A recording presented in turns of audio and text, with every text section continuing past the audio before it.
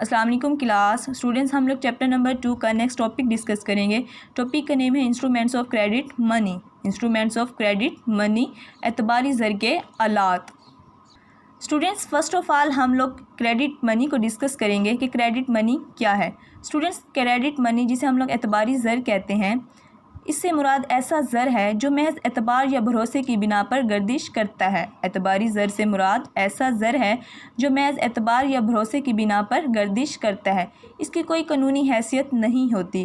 بینکوں کے جاری کردہ check, draft, government securities, bonds اور بل آف ایکسچینج وغیرہ اعتباری زر کے مختلف انسٹرومنٹس ہیں۔ اب ہم ان کا الگ الگ جائزہ لیتے ہیں۔ فرسٹ ہے ہمارے پاس بک اکاؤنٹ۔ بک اکاؤنٹ کتابی حساب۔ اسٹوڈنٹس، یہ اعتباری زر کی سب سے سادہ قسم ہے، سب سے سمپل قسم ہے۔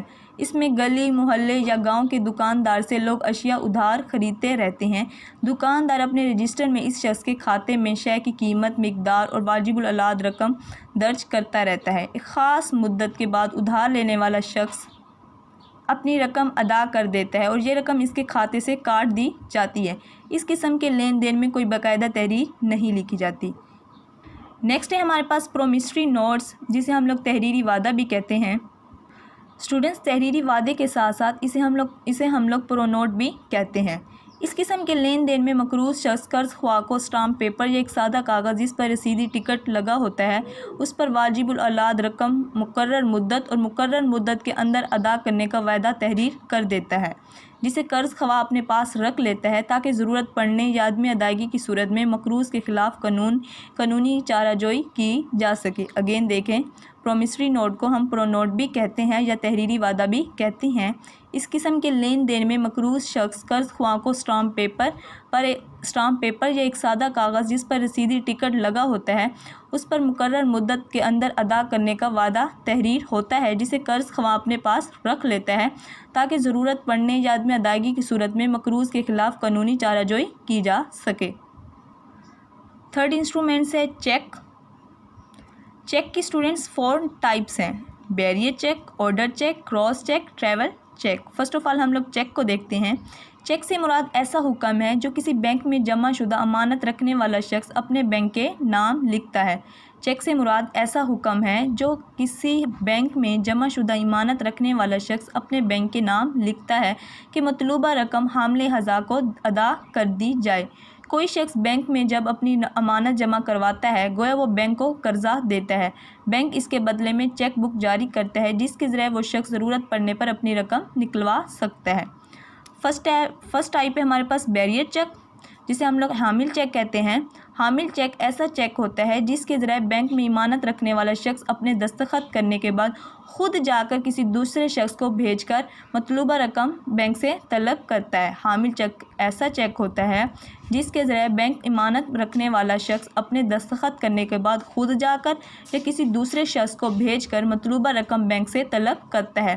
بینک کے ملازم چیک پر درج شدہ دستخط کا اکاؤنٹ رکھنے والے شخص کے دستخط سے موازنہ کرنے کے بعد رقم ادا کر دیتے ہیں اور کسی شناخت وغیرہ کی ضرورت پیش نہیں آتی۔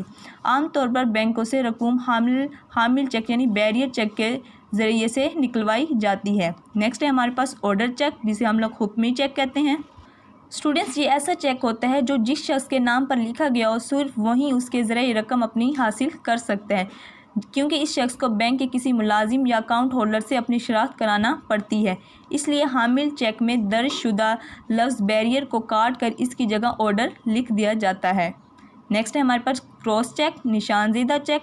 یہ ایسا چیک ہوتا ہے جس کے ذریعے نقد ادائیگی نہیں ہوتی، بلکہ اس چیک کو اس شخص کے اکاؤنٹ میں جمع کر لیا جاتا ہے جس کے نام یہ چیک لکھا گیا ہو، پھر حامل چیک کے ذریعے رقم نکلوائی جاتی ہے۔ اس میں حامل چیک کے بائیں کونے میں 2 متوازی لائنیں کھینچ کر ان کے اندر لفظ پے اکاؤنٹ اونلی لکھ دیا جاتا ہے۔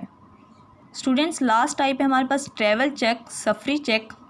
یہ چیک کی جدید اور محفوظ قسم ہے۔ یہ چیک کی ایک جدید اور محفوظ قسم ہے۔ ملک کے اندر یا غیر ممالک کے سفر پر جانے والے لوگ اپنی رقم کسی بینک میں جمع کروا کر سفری چیک حاصل کر لیتے ہیں۔ دوران سفر ضرورت پڑنے پر یہ ان چیکوں کو بینک کی نامزد نامزد کردہ کسی بھی شاخ میں جمع کروا کر مطلوبہ رقم وصول کر لیتے ہیں۔ اس طرح لوگ اپنی رقوم بحفاظت ایک جگہ سے دوسری جگہ لے جاتے ہیں۔ حبیب بینک نے محافظ کے نام سے اور یونائٹڈ بینک نے ہمراہ کے نام سے اپنے سفری بینک جاری کر رکھے ہیں۔ نیکسٹ انسٹرومنٹس ہے bank draft. Students, bank draft عام لین دین کے لیے استعمال ہوتا ہے۔ رقم کو ایک شہر سے دوسرے شہر یا ایک ملک سے دوسرے ملک بھیجنے کے لیے بینک ڈرافٹ استعمال کیے جاتے ہیں۔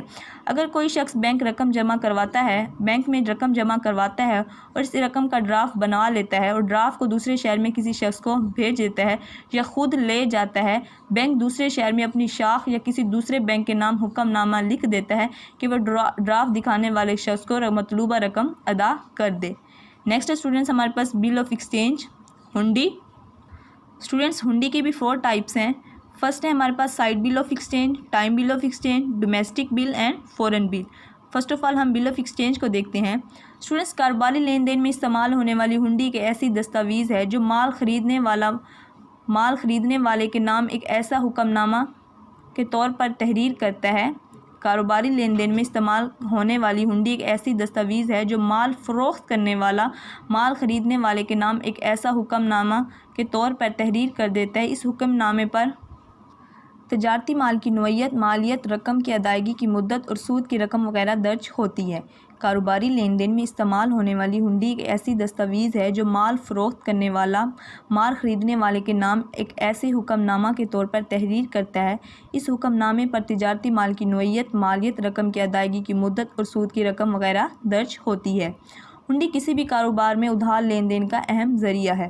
مال فروخت کرنے والے کو اگر مقرر مدت ختم ہونے سے پہلے رقم کی ضرورت پیش آ جائے تو وہ یہ ہنڈی کسی بھی تجارتی بینک کو فروخت کر کے رقم حاصل کر سکتا ہے۔ بینک اس رقم میں سے سود کی رقم کاٹ کر باقی رقم اس کے حوالے کر دیتا ہے۔ مدت ختم ہونے پر بینک قرضدار سے کل رقم سود کے تھرو حاصل کر لیتا ہے۔ فرسٹ ٹائپ ہے ہمارے پاس sight bill of exchange. Students, یہ ایک ایسی کاروباری دستاویز ہے جس کی ادائیگی اس وقت کرنا ضروری ہوتی ہے جس وقت اس کو پیش کیا جائے۔ اس طریقہ کار میں مال بھیجنے والا مال کو کسی گوڈز ٹرانسپورٹ کمپنی یا ریلوے کے ذریعے بک کرانے کے بعد مال کا بل اور ٹرانسپورٹ کمپنی کی رسید اس شہر کے کسی بینک کو بھیج دیتا ہے جہاں مال روانہ کیا گیا ہے۔ مال خریدنے والا بینک اس بل کی ادائیگی کرنے کے بعد رسید حاصل کر لیتا ہے اور یہ رسید ریلوے یا ٹرانسپورٹ کمپنی کو دکھا کر مال وصول کر لیتا ہے۔ بینک خریدار سے حاصل کردہ رقم میں سے اپنے سروسز چارج کاٹنے کے بعد فروخت کار کو بھیج دیتا ہے۔ نیکسٹ ہے ٹائم بل آف ایکسچینج، مدتی ہنڈی۔ اسٹوڈنٹس، اس قسم کی ہنڈی خریدار کے لیے بڑی فائدہ مند ہوتی ہے کیونکہ وہ اس مدت میں اپنا مال فروخت کر کے ادائیگی کر سکتا ہے۔ اس کی مدت عام طور پر 3 ماہ، 6 ماہ یا 9 ماہ ہوتی ہے اور خریدار مقرر مدت کے بعد ادائیگی کرنے کا پابند ہوتا ہے۔ ہاں، اگر فروخت کار کو اس کی مدت سے پہلے رقم کی ضرورت پڑ جائے تو اسے تجارتی بینک سے بٹا لگوا کر رقم حاصل کر لیتا ہے۔ نیکسٹ ہے ہمارے پاس ڈومیسٹک بل۔ اگر ایک ہی ملک کے لوگ آپس میں لین دین کے سلسلے میں ہنڈی کا استعمال کریں تو اسے دیسی یا ملکی ہنڈی کہتے ہیں۔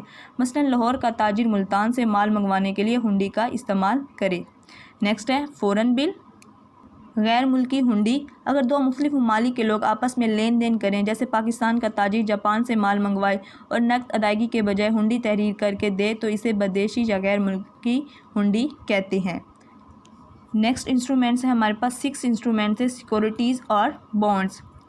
اسٹوڈنٹ، جب حکومت عوام یا تجارتی بینکوں سے قرضہ لیتی ہے تو انہیں ایک تحریری رسید دیتی ہے جسے ہم لوگ سرکاری کفالت کہتے ہیں۔